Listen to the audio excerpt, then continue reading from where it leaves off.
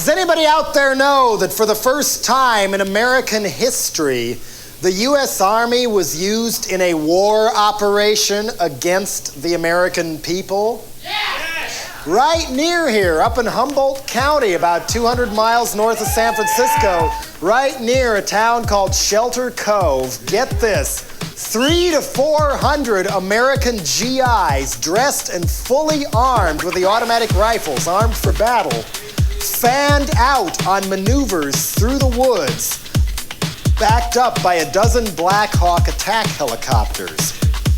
The mountain people up there were frightened out of their wits.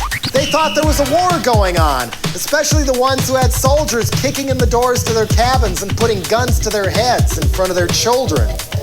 Why? Who was the enemy in this war?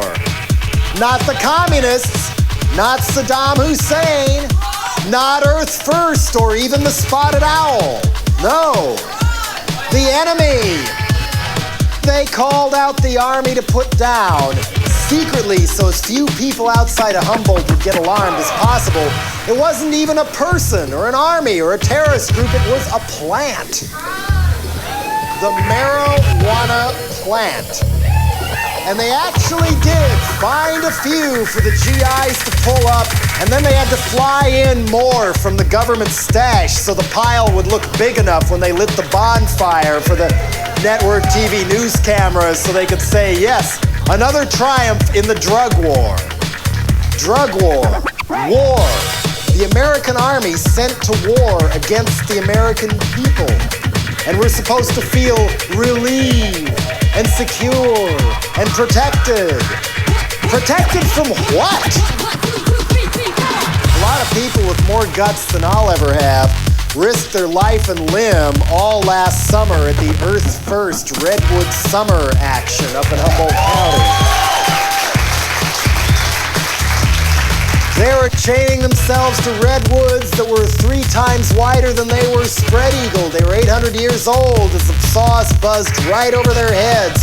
They stood in the dirt as the bulldozers charged them and stopped right at their toes, where people waved clubs at them, charged them with logging trucks, shotguns, you name it, all to try and save some of the last unspoiled virgin forest we have left anywhere in this country from being chopped down and made into toilet paper, TV guides, and the Weekly World News. On the other side, the loggers saying, what about our jobs? What about our families? What about our lives? You needed wood and cardboard to make those protest signs. We need fuel. We need paper. It's almost gone. Where are we going to get more?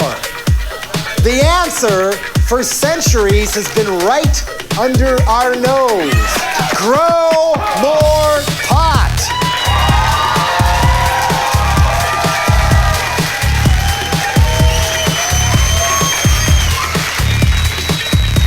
If we're serious about saving the earth, saving the ozone, and our freedom to go about saving the earth and the ozone, we should start by paying all those dirt-poor coca farmers in South America and out-of-work loggers in Fortuna and Eureka and Midwest family farmers and Rust Belt families too to all get together and grow more pot. Why?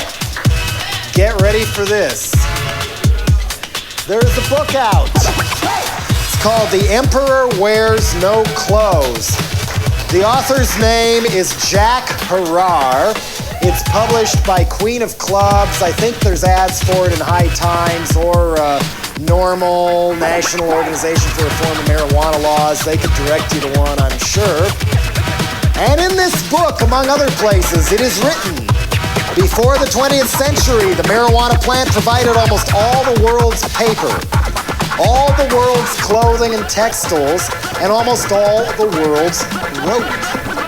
According to none other than the U.S. Department of Agriculture, you can make 4 times as much paper from an acre of marijuana hemp plants as you can from an acre of trees. And instead of chopping down all the redwoods in Humboldt County and turning Northern California and Oregon and Washington into Appalachia, the Sahara Desert, if you do it with hemp plants, you can just grow another crop a few months later and make more paper.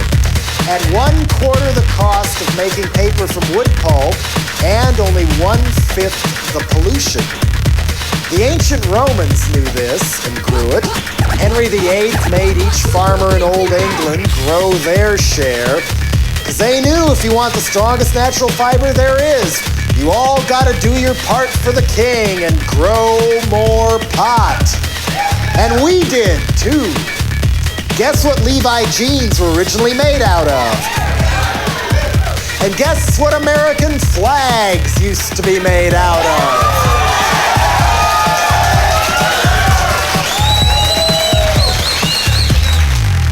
Guess what the early drafts of the Declaration of Independence and the Constitution were written on? And if that's too unchristian for you, guess what they made Gutenberg and King James Bibles out of? Guess what you can use to power a car?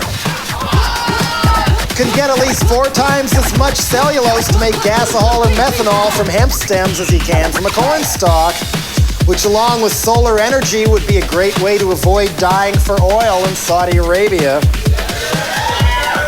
In the 20s and 30s, most American cars and farm machinery had the option of running on gas or on methanol. Most racing cars still do run on methanol.